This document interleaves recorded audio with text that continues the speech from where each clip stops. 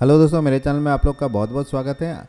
बहुत दिन हो गया कोई कंटेंट मैंने अपलोड नहीं किया और इस बार का जो रेनी सीजन का जो क्रॉप को मैंने इंटेंशनली स्किप किया है क्योंकि हेवी रेन और साइक्लोन का इशू था यहाँ पे। तो इसलिए मैंने इसको नहीं किया और रिसेंटली मैंने सितंबर में एक नया कल्चर शुरू किया है जिसके बारे में आज और आने वाले दिनों में उसका पूरे डिटेल इन्फॉर्मेशन दूंगा। और आज का वीडियो भी बहुत ही इंटरेस्टिंग होने वाला है क्योंकि यहाँ पे इस सितंबर में हमने एक छोटा सा एक्सपेरिमेंट किया है जिसके बारे में डिटेल इन्फॉर्मेशन दूंगा इस वीडियो को। तो इस वीडियो को स्किप ना करके ज़रूर देखें एंड तक। अगर आप मेरे चैनल पे नए हो तो प्लीज़ इसको सब्सक्राइब कर दीजिए और कंटेंट अच्छा लगता है तो इसको लाइक एंड शेयर कीजिए। दोस्तों, जैसे कि आपको पता होगा कि जब हम सीड लाते हैं डायरेक्टली मोस्टली उसको स्टॉक नहीं करते प्रोडक्शन में, कुछ दिन उसको नर्सरी में रखते हैं सो दैट नर्सरी में लगभग 2 to 3 वीक्स रखते हैं क्योंकि अगर कोई श्रिम्प वीकर श्रिम्प जितने होते हैं वो नर्सरी मैनेजमेंट में मर जाते हैं और ओनली हेल्दी श्रिम्प हम हार्वेस्टिंग करते हैं और उसको ग्रो करते हैं प्रोडक्शन में। तो नर्सरी में थोड़ा सा हमको हमारा जो चैलेंज था, तो जब हम नर्सरी में उसको ग्रो मतलब 2 to 3 वीक्स में उसको ग्रो करते थे, हार्वेस्टिंग के टाइम पे बहुत ही चैलेंजेस थे। तो आप देख सकते हैं हार्वेस्टिंग करने के लिए कि ये हमारा 10,000 लीटर टैंक है। लगभग इसमें हमको लग जाता था 3 to 4 आवर्स कंप्लीट हार्वेस्टिंग करने के लिए। ये एक बड़ा सा चैलेंज था और यहाँ जब हार्वेस्टिंग टाइम पे भी हमने देखा बहुत सारी मोर्टालिटी होता है क्योंकि ये प्रॉपर वे नहीं है कि हार्वेस्टिंग का। तो यहाँ पे कुछ ना कुछ seed I think 5 to 10% seed यहाँ पे भी मर जाते थे। तो ये एक चैलेंज था हमारे लिए और बहुत ही टाइम कंज्यूमिंग प्रोसेस था इसका हार्वेस्टिंग का। तो हमने सोचा इसे कैसे इसको फिक्स करें क्योंकि ये तो बहुत ही लंबा टाइम लेता है और इसके बीच में मतलब हार्वेस्टिंग के दौरान सीड भी मतलब डैमेज हो जाते हैं। आप देख सकते हैं यहाँ पे तो बहुत ही लंबा टाइम लेता है। तो इस बार हमने क्या किया, एक छोटे से एक्सपेरिमेंट किया है जिसके बारे में डिटेल में बताऊंगा। आप देख सकते हैं कैसे यहाँ पे हार्वेस्टिंग हो रहा है। तो कभी कभी हमको क्या करना पड़ता था, पानी को जो हमारा 10,000 लीटर का जो टैंक है इसका पानी को भी खाली करके जो हमारा जो 10 लाख लीटर का जो पॉन्ड है उसमें ट्रांसफ़र करना पड़ता था। फिर उसके बाद 2 to 3 पेजेस में उसको ऐसे हार्वेस्टिंग करना पड़ता था। ये बहुत ही चैलेंजिंग टास्क था हमारे लिए और ये बहुत ही टाइम कंज्यूमिंग था। तो इस बार हमने कोशिश किया इसको कैसे मतलब इजी किया जा सकता है सो दैट बिना ज़्यादा टाइम स्पेंड किए तो कैसे ये नर्सरी से सीड को अच्छी तरह कम्प्लीटली हेल्दी स्ट्रीम उसको ट्रांसफ़र किया जा सकता है प्रोडक्शन को। तो उसके बारे में एक छोटा सा एक्सपेरिमेंट यहाँ पे हमने किया है। ओके, तो ये यहाँ पे आप देख सकते हो जैसे ये नर्सरी में ये श्रिम्प जब हेल्दी श्रिम्प हार्वेस्टिंग हो जाता है तो उसका फिर बाद में हम क्या करते हैं, प्रॉपर काउंटिंग करते हैं। मान लीजिए हमने 1 लाख सीड लाया तो उसमें मान लीजिए यहाँ पे जो फाइनल हार्वेस्टिंग हुआ अराउंड 60-70 थाउजेंड। तो उस 60-70 थाउजेंड को हमको प्रोडक्शन में मैनेज करना है, ना कि 1 लाख सीड को। तो अगर आप डायरेक्टली 1 लाख सीड को स्टॉकिंग करते हैं प्रोडक्शन में, आप सोच सकते हैं 1 लाख सीड के लिए आप उतना अमाउंट फीड भी आपको देना पड़ेगा जो टैंक में। अगर वहाँ पे वो जो श्रिम्प मर जाते हैं अराउंड 20%, मतलब आपका 20% जो फीड भी वेस्टेज होता है जिससे पानी भी पॉल्यूट हो सकता है।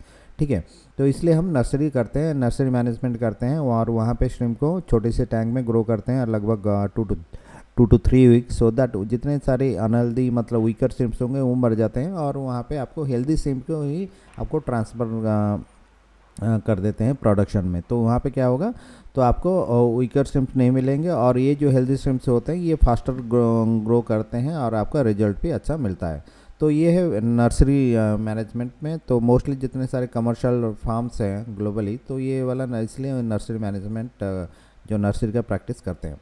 तो इस बार हमने क्या किया, ये जो प्रॉब्लम को सॉर्ट आउट करने के लिए एक कस्टमाइज मस्कीटो नेट मैंने प्रिपेयर किया है, यहाँ पे स्टिचिंग किया है। तो आप देख सकते हैं ये एक मस्कीटो नेट। ओके, तो इसको मेरा जो 10,000 लीटर का जो टैंक है 4 डायमीटर का जो टैंक है तो उसके हिसाब से मैंने इसको कस्टमाइजेशन किया है। तो ये देखिए ये है मस्कीटो नेट, लाइलन का मस्कीटो नेट हमने यहाँ पे यूज़ किया है। सो इंटेंशन यही है कि हम इसको क्या करेंगे, जो हमारा जो 10,000 लीटर का टैंक है उसके अंदर पूरा डाल लेंगे, पूरा कवर कर देंगे और इसके अंदर ही हम जो सीड को ग्रो करेंगे। तो उससे क्या होगा, बेनिफिट क्या होगा, जो इतने सारे सीड है इसके अंदर ही ग्रो करेंगे और हार्वेस्टिंग टाइम में हम क्या करेंगे, इसको पूरा निकाल देंगे सो दैट हमारा हार्वेस्टिंग प्रोसेस ईजी हो जाएगा और टैंक के अंदर या पानी खाली करना नहीं पड़ेगा और विद इन 15-20 मिनट में हमारा काम हो जाएगा। तो इंटेंशन यही था, तो इसलिए एक नया एक्सपेरिमेंट हमने इस बार किया था। और ये जो मस्किटो नेट को प्रॉपरली नीचे सेटल करने के लिए, होल्ड करने के लिए, तो यहाँ पे एक आयरन का जो सरिया है तो इसका यूज़ किया गया है। तो इससे क्या होगा, ये प्रॉपरली जो मस्किटो नेट को प्रॉपरली नीचे से उसको होल्ड करेगा। तो और कोई आइडिया नहीं आया, तो दिमाग में ये वाला आइडिया है, तो इसलिए 4 डायमीटर का जो ये सरिया है तो उसको हमने बनाया है और इसको मस्किटो नेट को डाल के उसके अंदर उसको डाल देंगे, सो दैट अच्छे से सेटल हो जाएगा। तो यहाँ पे ऑलरेडी हमने एक टैंक को यहाँ पे किया है, तो आप देख सकते हैं। तो ये है मस्किटो नेट जिसको हमने ये टैंक के अंदर डाला है। और बाद में मैं आपको दिखाऊंगा सीड स्टॉकिंग, कैसे हम सीड स्टॉकिंग करते हैं इसके अंदर, और हार्वेस्टिंग का भी दिखाऊंगा, और क्या क्या चैलेंजेस आया है इस बीच में, ठीक है, उसके बारे में मैं डिटेल बताऊंगा इस वीडियो को। तो वीडियो को ज़रूर देखिए एंड तक, सो दैट आपको कंप्लीट इन्फॉर्मेशन मिलेगा। तो ये देखिए चारों तरफ हमने इस तरह का टैगिंग किया है, पूरा चारों तरफ टैंक में, और ये मस्किटो नेट इस तरह लगाया है। अभी चलिए जानते हैं सीड स्टॉकिंग। तो इस बार क्या हुआ, जो मस्किटो नेट के हिसाब से मैंने जो सीड जो ऑर्डर किया था जो हाचरी से, तो मोस्टली प्रोजेक्ट थोड़ा डिले हो गया, तो इसलिए जो पॉपुलर जो ऑथराइज हाचरी से वो बंद हो चुके थे। तो हमने जो सीड लाया एक लोकल हाचरी से लाया, तो उनको बोला था कि हमको चाहिए थोड़ा बड़ा वाला सीड, मतलब मोर देन 10 PL का सीड हमको चाहिए, क्योंकि हमारा जो मस्किटो नेट है इन केस इसके बाहर चले जाएंगे तो बहुत से चैलेंजेस हो सकता है। तो हमने इनको रिक्वेस्ट किया था हाचरी वालों को, बट हम जब वहाँ पे पहुँचे तो हमको मिला वही 5 to 6 PL का सीड मिला, और हम ऑलरेडी अराउंड 200 किलोमीटर ट्रैवल कर चुके थे, तो हमारे पास कोई ऑप्शन नहीं था, तो फोर्सिबली हमको ये ख़रीदना पड़ा। और मुझे इतना सियोरिटी नहीं था कि क्या होगा क्या नहीं होगा, फिर भी कोई ऑप्शन नहीं था कि और कहाँ से भी सीड दूसरी जगह सीड मिल नहीं रहता, तो इसलिए हमने ये सीड को यहाँ पे लाया। तो नॉर्मल क्या होता है, ये जो सीड हमने 1 लाख सीड लगभग लाए थे वहाँ पे।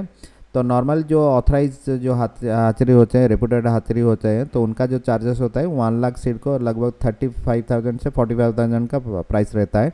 बट हमको ये 1 लाख सीड आपको कॉस्टिंग हुआ है अराउंड 15,000 लोकल हाचरी से, क्योंकि वो लोकल ब्रीडर यूज़ करते हैं, इसलिए उनका प्राइस सस्ता रहता है। तो इस बार पहली बार इसको ट्राई कर रहे हैं, देखते हैं इसका रिजल्ट क्या होता है। और मोस्टली जो ट्रेडिशनल फार्मर का कहना है तो इनका रिजल्ट अच्छा नहीं होता, तो देखते हैं क्या होता है क्या नहीं होता। तो ऑलरेडी तो सीड प्रोक्योरमेंट हो गया है, ठीक है। तो लगभग हमने 1 लाख सीड वहाँ से लिया था, और ये सीड भी बहुत ही छोटे थे। तो इस बार मैं जितना, मतलब मेरा जो गोल है, मुझे नहीं लगता था ये जो प्रोजेक्ट का जो एक्सपेरिमेंट सक्सेसफुल होगा या नहीं होगा, क्योंकि सीड ही बहुत छोटा है। तो हो सकता है सीड के इसके अंदर मस्किटो अंदर से नेट के अंदर उस पार चले जाएंगे तो मोर्टेलिटी भी हो सकते हैं। आप यहाँ पे देख सकते हैं ये सीड क्लियरली विजिबल भी नहीं है, इतना छोटा सीड्स है। और जो मस्किटो नेट का जो होल्स है इससे मतलब बड़ा है, तो आराम से इसके अंदर आर पार हो सकते हैं। तो ये डाउट था, तो आगे जाके बताऊंगा क्या हुआ क्या नहीं हुआ, ओके। तो क्योंकि हम ऑलरेडी डिले हो चुके थे कि हमारे पास कोई ऑप्शन नहीं था, तो सीड को लाने के बाद तो हम इससे इस तरह का इसको सैनिटाइज करते हैं पोटेशियम परमंगनेट से, क्योंकि ये जो हाचरीज होते हैं बहुत सारे ट्रेडिशनल फार्मर्स आते हैं वहाँ पे, उनका पानी लाते हैं, तो हो सकता है इस पैकेट में कोई हार्मफुल पैरासाइट या पैथोजन आ सकता है। तो इसलिए हम बेसिक लेवल ऑफ सैनिटाइजेशन इस तरह करते हैं, पोटेशियम परमानेंट वाटर में हम उसको अच्छी तरह डीप करते हैं, वॉश करते हैं, फिर क्लीन वाटर से फिर से वॉश करके हम टैंक के अंदर डाल देते हैं। क्योंकि जो पैकेट आया है एयर कंडीशन व्हीकल में आया है, तो उसका जो टेम्परेचर नॉर्मल रहेगा वाटर का, और लगभग 22 से 24 डिग्री में रहता है। तो मेरा जो टैंक का जो वाटर पैरामीटर टेम्परेचर है वो लगभग 29 से 30 रहता है। तो ये एडजस्ट होने के लिए हम यहाँ पे रखते हैं लगभग हाफ एन आवर से 1 आवर तक वहाँ पे रखते हैं, सो दैट पैकेट का जो वाटर टेम्परेचर और मेरा टैंक का वाटर टेम्परेचर सेम हो जाएगा, ओके। सो दैट हम जब रिलीज़ करेंगे उसमें टेम्परेचर रिलेटेड कोई ट्रेस नहीं होगा। तो इसलिए हम कुछ time around half an hours time to 1 hour time इसमें रखते हैं। चलिए मैं अभी दिखाता हूँ जो पैकेट का वाटर टैप में जो पैरामीटर्स हैं ये क्या है, क्योंकि मैं जो कल्चर कर रहा हूँ कम्प्लीटली फ्रेश वाटर में कर रहा हूँ, और ये जो पैकेट का जो सीड पैकिंग हुआ है जो पानी में वो है सलाइन वाटर, मतलब समंदर का पानी से वो लोग यूजुअली सीड को ग्रो करते हैं। तो चलिए मैं आपको बेसिक पैरामीटर दिखाता हूँ क्या क्या डिफरेंस है, ओके। तो ये है सालिनिटी मीटर, जिससे आप पानी का सालिनिटी पता चलता है, और पानी का टेम्परेचर। यहाँ पे देख सकते हैं आप, पानी का जो सालिनिटी है लगभग 9.9 पीपीटी का है, और उसका वाटर टेम्परेचर दिखा रहा है 28.5। ओके, और ये है पीएच मीटर। आप देख सकते हैं यहाँ पे पीएच शो कर रहा है लगभग 8.0। ओके, 8.0 शो कर रहा है, तो पीएच है 8.0, और सालिनिटी इस कल्चर जो पैकेट वाटर का शो कर रहा है 9। ओके, तो ये था कल्चर जो पैकेट वाटर का वाटर पैरामीटर। तो अभी कंपेयर करते हैं मेरा जो टैंक वाटर है, तो उसका जो सालिनिटी और पीएच क्या है, सो दैट आपको एक कंपैरेटिव व्यू मिलेगा कि मेरा जो पानी और इसके पानी में क्या अंतर है, डिफरेंस है। ठीक है, तो ये है सैम्पल वाटर मेरे टैंक से। अभी ये देखिए, ये है सालिनिटी मीटर। तो आप देख सकते हैं यहाँ पे सालिनिटी यहाँ पे शो कर रहा है 2.4। ओके, और टेम्परेचर 29.6। तो वहाँ पे टेम्परेचर ऑलमोस्ट एडजस्ट हो चुका था। तो और देख सकते हैं कितना डिफरेंस है, 2.4 पीपीटी सालिनिटी और वहाँ पे 9। और ये है पीएच आप देख सकते हैं, पीएच शो कर रहा है अराउंड 8.5 से 8.6। और जो पैकेट वाटर का जो पीएच था वो 8.0 था। तो यहाँ पे भी आपको डिफरेंस आपको मिलेगा। ओके, क्योंकि ये जो पानी है कम्प्लीटली फ्रेश वाटर है, तो इसलिए हम क्या करते हैं, सीड को डायरेक्टली स्टॉक नहीं करते हैं। तो जो सीड को क्या करते हैं, टेम्परेरी कंटेनर में रखते हैं विथ एरेशन। फिर धीरे धीरे क्या करते हैं, हमारे जो टैंक का जो पानी है, तो इसमें धीरे धीरे हम ऐड करते रहते हैं। तो लगभग ये जो प्रोसेस है लगभग 1 to 2 आवर का मिनिमम प्रोसेस है। तो इससे क्या होगा, धीरे धीरे जो पानी का जो पैकेट का जो पानी है, तो वो डाइल्यूट होगा, और हमारे जो टैंक का जो पानी से मतलब एडजस्ट हो जाएगा विदिन 1 to 2 आवर। तो इमीडिएटली शॉक उनको नहीं लगेगा, जिसकी वजह से मोर्टेलिटी नहीं होगा। तो इसलिए एक स्लो ट्रांजिशन प्रोसेस है। तो इसको हम इस तरह का हम फॉलो करते हैं सीड स्टॉकिंग करने से पहले। तो धीरे धीरे उसको डाइल्यूट करते हैं, सो दैट हमारा टैंक का जो वाटर पैरामीटर है उससे एडजस्ट हो सके।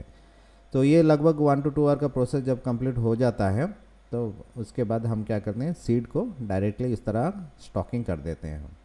ओके, तो ये जो फार्मूला हम फॉलो करते हैं, हम डायरेक्टली कभी टैंक में डायरेक्टली स्टॉकिंग नहीं करते। ओके, तो इस तरह का हम स्टॉकिंग करते हैं सीड लाने के बाद। इस क्योंकि हमारा जो पैरामीटर वाटर पैरामीटर है, इससे कम्प्लीटली फ्रेश वाटर, हम पूरा से ये मीठा पानी है, और जब सीड जो पैकिंग हुआ है तो ये पूरा सालाइन वाटर है। तो कम्प्लीटली डिफरेंट पैरामीटर्स हैं यहाँ पे। तो इसलिए हम क्या करते हैं, इस तरह हम प्रोसेस फॉलो करते हैं, डाइल्यूट करते हैं, फिर एडजस्ट करते हैं। ओके, चलिए मैं अभी दिखाता हूँ मेरा जो पॉन्ड का जो water parameter, basic water parameter के बारे में बताता हूँ। ये है, आप देख सकते हैं, ये है डिजिटल डियोमीटर।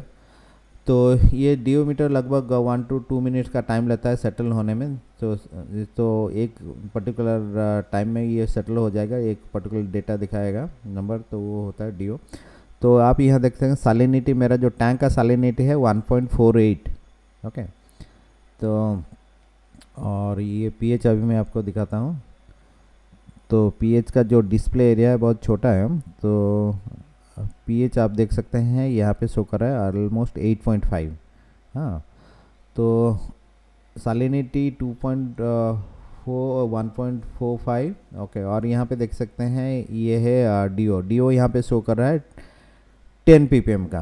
ओके, तो मेरा जो टैंक में जो ये है 10 लाख लीटर का जो पॉन्ड है, वहाँ पे डीओ है 10 के आसपास। ओके, अभी चलिए मैं दिखाता हूँ हार्वेस्टिंग का प्रोसेस। ओके, ये ऑलरेडी हम कंप्लीट हो चुका है लगभग 25 डेज़।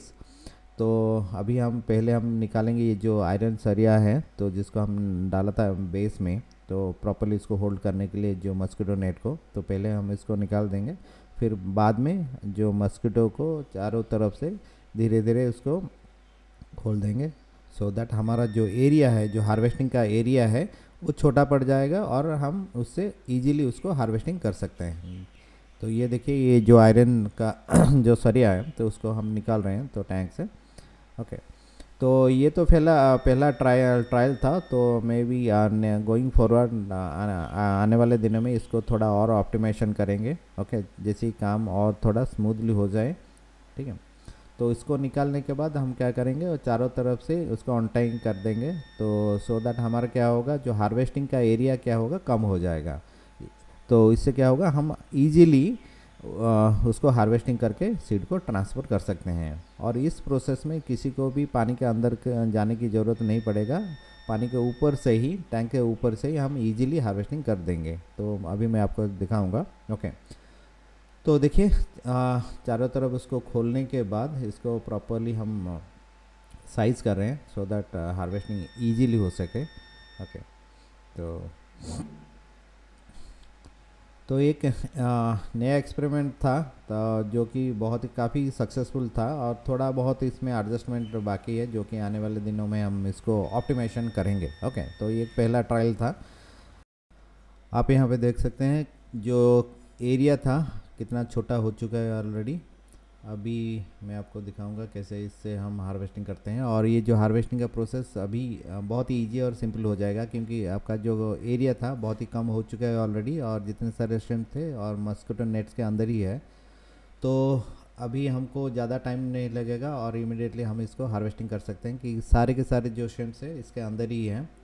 सो यहाँ पे देखिए, तो एरिया ऑलरेडी छोटा हो चुका है। अभी मैं आपको दिखाऊंगा कैसे इसमें से हम हार्वेस्टिंग करते हैं। तो यहाँ पे हम यूज़ करते हैं जो फिश नेट। तो आप देख सकते हैं यहाँ पे कैसे हार्वेस्टिंग हो रहा है, कितना इजीली यहाँ पे अभी हम हार्वेस्टिंग कर रहे हैं, क्योंकि एरिया छोटा हो चुका है और के सारे जो श्रिम्प्स है इसके अंदर ही हैं। तो हार्वेस्टिंग का जो प्रोसेस है ऑलरेडी मतलब कितनी सिंप्लीफाइड हो चुका है। और इस तरह का हम इसको इसमें से हार्वेस्टिंग करके फिर टैंक में हम छोड़ते हैं। बट डायरेक्टली हम जो पॉन्ड है उसमें डायरेक्टली हम इसको स्टॉकिंग नहीं करते हैं, उसको प्रॉपरली उसका जो बॉडी मास है उसको मेज़र करते हैं, सो दैट हमको पता चलेगा कितना केजी का हमने बायोमास इस जो 10 लाख लीटर का बायोफ्लॉक टैंक है उसमें हमने स्टॉकिंग किया है। तो बाद में उसको काउंटिंग करके हमको पता लग जाएगा कि कितना नंबर ऑफ़ श्रिम्प हमने स्टॉकिंग किया है। तो ये देखिए वोइंग मशीन, तो यहाँ पे इस तरह का हम मेजरमेंट करते हैं, फिर उसको नोट डाउन करते हैं टोटल कितना बायोमास हमने यहाँ पे स्टॉकिंग किया है, फिर बाद में इसको इस तरह का रिलीज़ कर लेते हैं। तो ये वाला जो प्रोसेस था बहुत ही सिंपल एंड इजी प्रोसेस था, और ये प्रोसेस को कंप्लीट करने के लिए maximum half an hour time में हमने पूरा कम्प्लीटली स्टॉकिंग कर दिया था। हमने जो ट्रांसफ़र कर दिया था जो सीड को हमारे टैंक से हार्वेस्टिंग करके इस पॉन्ड में। तो ये वाला प्रोसेस बहुत ही सिंपल और ईजी था, और थोड़ा बहुत चैलेंजेस था इसमें, जो कि मैं बताऊंगा क्या क्या चैलेंजेस था एक्चुअली। ओके, तो और श्रिम्प का जो ग्रोथ भी ठीक ठाक था, बट जो ऑथराइज हाचरी का जो अच्छा क्वालिटी का जो ब्रूडर यूज़ होते हैं तो नॉर्मली उनका ग्रोथ बहुत ही अच्छा होता है। बट इस बार ग्रोथ में मुझे थोड़ा सा मतलब इतना सेटिस्फैक्टरी नहीं लगा। तो आप देख सकते हैं ये है आफ्टर 25 डेज इतना ही ग्रोथ हुआ इस सीड का। ओके, तो क्योंकि ये जो सीड में जो अनऑथराइज हाचरीज होते हैं लोकल ब्रीडर्स यूज़ करते हैं, बाहर से वो मंगाते नहीं है, तो इसमें थोड़ा क्वालिटी का कॉम्प्रोमाइज़ होता है, ग्रोथ स्लो होता है और बहुत सारे डिजीज बेस और उस तरह का चैलेंजेस आते हैं जो कि ट्रेडिशनल फार्मर कहते हैं। तो देखते हैं इस बार क्या क्या चैलेंजेस आते हैं रियल टाइम। तो हमने फाइनली क्या किया, तो उसमें से कुछ सीड्स अराउंड 100 ग्राम सीड उसमें से लेके, तो यहाँ पे हम मैनुअली उसको काउंट कर रहे हैं कि 100 ग्राम सीड में कितना नंबर ऑफ श्रिम्प्स होते हैं। तो उससे पे क्या पता चलेगा कि टोटल 1 kg में कितना होगा, फिर फाइनली जितना टोटल कितना बायोमास हमने हार्वेस्टिंग किया है उसी हिसाब से हमको पता लग जाएगा कितना नंबर ऑफ श्रिम्प हमने हार्वेस्टिंग किया है।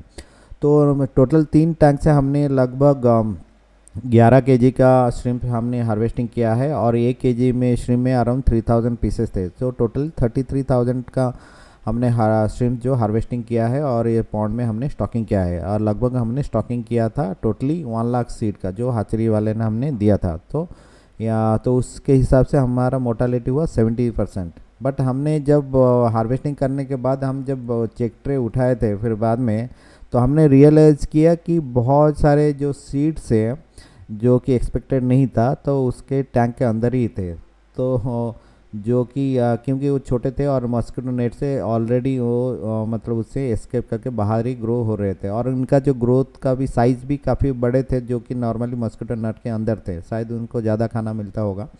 तो ये वाला चैलेंज था, क्योंकि जो सीड के जो थे वो छोटे से छोटा साइज़ था, इसलिए इसके अंदर मस्किटो नेट से ही वो बाहर जाके ग्रोथ होने लगे। तो ये वाला चैलेंज हम उसको बाद में देखेंगे और ट्राई करेंगे बड़े वाले सीड लाने के लिए। और हमने यहाँ पे देखा लगभग सेम नंबर ऑफ सीड्स, मतलब जितना हमने मस्कीटो नेट से हार्वेस्टिंग किया था उसी क्वांटिटी का सीड यहाँ पे है। तो मतलब आप पकड़ सकते हैं अराउंड 60,000 to 70,000 सीड। तो यहाँ पे टोटल हमने यहाँ पे ग्रो यहाँ पे हो रहा है। और इसको हमने क्या किया, बाद में इसको धीरे धीरे इसको ट्रांसफ़र किया हमने प्रोडक्शन टैंक में। तो लगभग यहाँ पे जो मोर्टालिटी जो रेट है अराउंड 30 to 40% का मोर्टालिटी रेट यहाँ पे था। तो आप मान सकते हैं around 50 to 60,000 on an average हमने इस प्रोडक्शन जो हमारे 10 लाख लीटर का जो टैंक है उसमें हमने स्टॉकिंग किया है। तो देखते हैं आने वाले दिनों में क्या क्या चैलेंजेस आते हैं, तो उसके बारे में पूरी डिटेल इन्फॉर्मेशन दूंगा। और क्योंकि ये जो सीड इतना मतलब रेपुटेड हैचरी से नहीं आया और इनका ग्रोथ भी इतना फास्टली नहीं हो रहा है, तो क्या रियल टाइम चैलेंजेस आता है उसके बारे में डिटेल इन्फॉर्मेशन दूंगा मैं आने वाली दिनों में। दोस्तों ये था एक छोटी सी जानकारी इस विंटर कल्चर के बारे में।